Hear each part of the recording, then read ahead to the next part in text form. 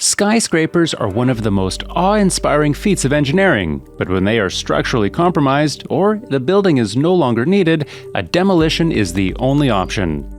There are various ways to demolish a building depending on the size of the structure. You can deconstruct it, helping to recycle materials in the process. Another popular route is manual demolition, such as using a wrecking ball. Without a doubt, the most exciting method is a controlled implosion, and most likely the reason you clicked on this video. Crews align the building with multiple precise explosive charges, making for a loud bang and an impressive show. History is filled with explosive demolitions, but a few stand out among the rest.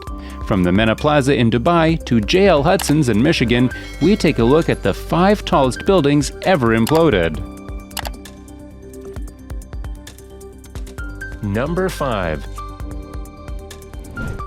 The United Arab Emirates has always been a place where the super-rich are able to live an almost fantasy lifestyle. Large, extravagant buildings, multi-million-dollar apartments, very expensive sports cars, the list goes on. What may be surprising to many, though, is the fact that even here, where money seems to never run out, companies can get into financial trouble. Projects once planned to be gigantic structures end up being left unfinished, looking like skeletons against an otherwise picturesque city. That's exactly what happened with the building called Mina Plaza in 2007. Construction began on a massive structure that was meant to be an apartment building that would include such luxuries as a helipad, a sunbathing deck, a covered spa, a swimming pool, and a private medical center. Living there would definitely be a sign of a high social standing and lots of wealth. However, in November of 2012, work was stopped after the project's owners and builders became mixed up in a dispute. For a couple of years, they went back and forth. After coming to an agreement, they had planned to resume construction in October of 2014. However, in 2015, the Malaysian construction company pulled out because it had not been paid. Since that time, the building stood half-finished, leaving a tarnished view on the city skyline. In 2018, the Prince of Abu Dhabi approved a major regeneration project in the Port Zayed area where Mina Plaza stood. As part of this regeneration project, it was approved to demolish the Mina Plaza to create space. So, in November of 2020, crowds gathered to see the spectacle. Suddenly, explosions rang out from inside the building as dust shot in nearly every direction. What took years to construct was turned to dust in only a few seconds.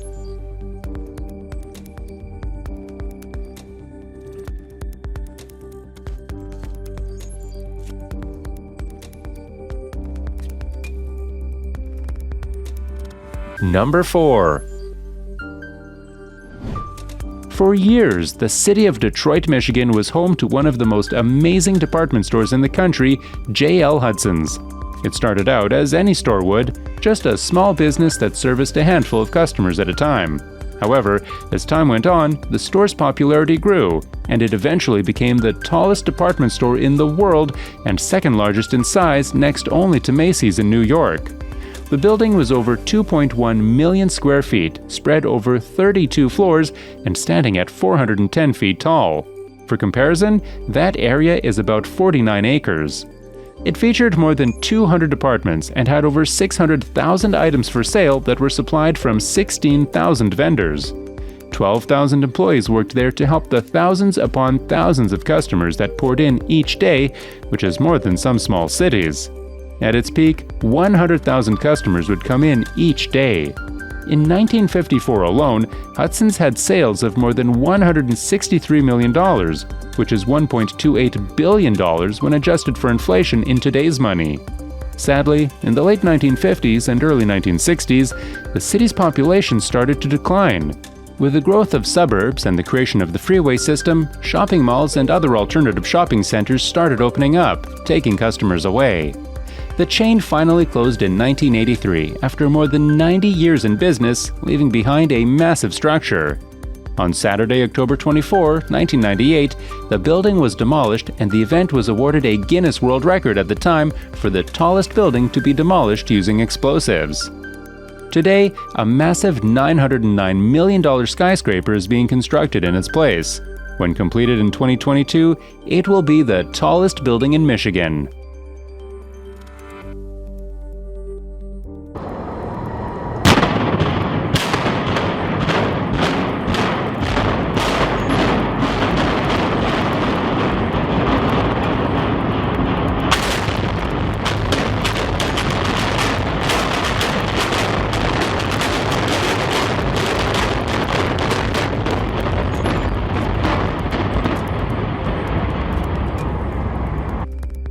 Number 3. In the southern area of Texas, known as the Rio Grande Valley, there were once plans in place to build an amazing 31-story building to contain 134 luxury condos and apartments. Built on a narrow strip of sand, it was an ambitious project set to have unprecedented views over the Gulf of Mexico.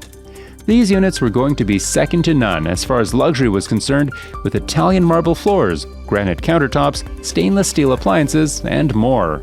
Their prices would be around $2.2 million each for the opportunity at high-end living. Construction began, and investors were pleased with the progress. That is, until an inspection in May of 2008. As developers were walking the property, they noticed some cracks in the columns supporting the parking garage. When investigated further, it was found that the parking garage and tower were mistakenly built connected, forcing the weight down upon the garage instead of on more solid expansion joints. This allowed the garage and tower to remain relatively unsettled.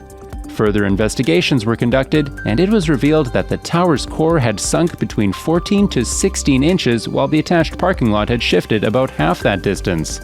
In July, developers scrambled to search for answers, reassuring investors that while the project would be delayed, it would eventually re-emerge to be stronger and safer than ever. That would never happen, though. On November 4, 2008, a letter was sent to the investors saying, "We are deeply disappointed to report that the construction on Ocean Tower, which was suspended in May, has been terminated with no immediate prospects for completion." It sat abandoned until September of 2009, when plans were drawn up for its demolition. The 376-foot unfinished structure was brought down with a controlled implosion in December of that year. It took over a ton of explosives, 2.5 miles of detonating cord, and months of planning to reduce this massive concrete building into a pile of rubble.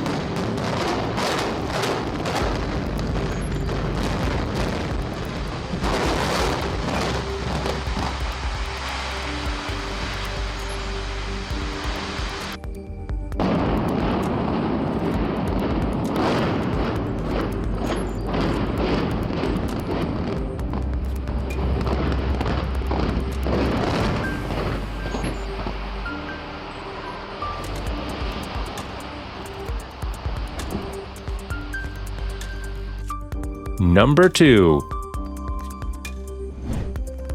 Fort Worth, Texas was home to a 30-story skyscraper known as Landmark Tower, which was built in the early 1950s. It was only supposed to be a 28-story tall building, but because of an economic downturn, much of the construction had to be halted in 1952.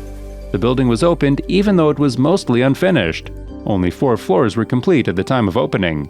Shortly after it opened, the economy picked back up and construction began again this time. Further plans were made to build 2 additional floors and add a digital clock on the top. Over the years, it acted as office space for many and remained relatively full. However, ownership changed hands quite a few times, and new plans were eventually made to convert the building into luxury apartments, making room for 140 units. Additionally, 35 condominiums were to be added. Unfortunately, though, the project fell into bankruptcy, and the building was purchased in 2004 by XTO Energy. They entertained many options to try to restore the massive structure, but it was finally decided that the best course of action was to demolish it. In October of 2005, demolition permits were quietly acquired, and work began to prepare the structure for demolition. It was done under the radar, as to not draw negative reactions from some of the public who saw this building as a historic piece of the Fort Worth skyline. Finally, it was announced publicly that the building would be destroyed. On March 18, 2006, after placing more than 165 kilograms of explosives throughout the building, 15 city blocks were evacuated. When the button was pushed, a series of explosions were heard from within the building, culminating in one large bang at the base. The whole building quickly fell into a large pile of rubble. It still remains as one of the tallest buildings to be imploded.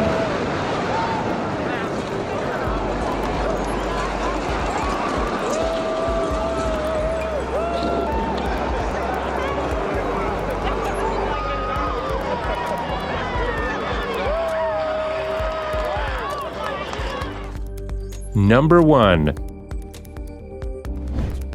In the city of Frankfurt, Germany, stood the Afe Tower, which was a 38-story building that stood at 381 feet tall. It was part of the Bockenheim campus and until 2013 housed the offices and seminar rooms for the departments of social sciences and education. However, the tower was managed very poorly, leading to some decisions that generally took away from its popularity. The tower was originally designed to house about 2,500 students.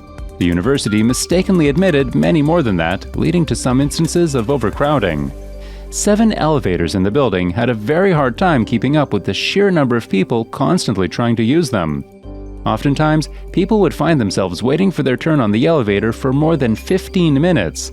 On top of all this, the campus was a very popular spot for student protests as it could be completely sealed off with relatively few people, which was a sharp contrast to most other buildings in the university. It had an impact on student life and drove many away with its negative living conditions. Finally, in 2013, the decision was made to move the university and all occupants from the building. The gradual move started in July of that year and was finalized at the end of January in 2014. Finally, authorities gave the green light to have the building demolished. On February 2, 2014, around 10,000 people gathered to see the explosion, and they weren't disappointed. With 2 loud bangs, the building came down, going from a large building into a 100,000-pound pile of debris in less than 10 seconds.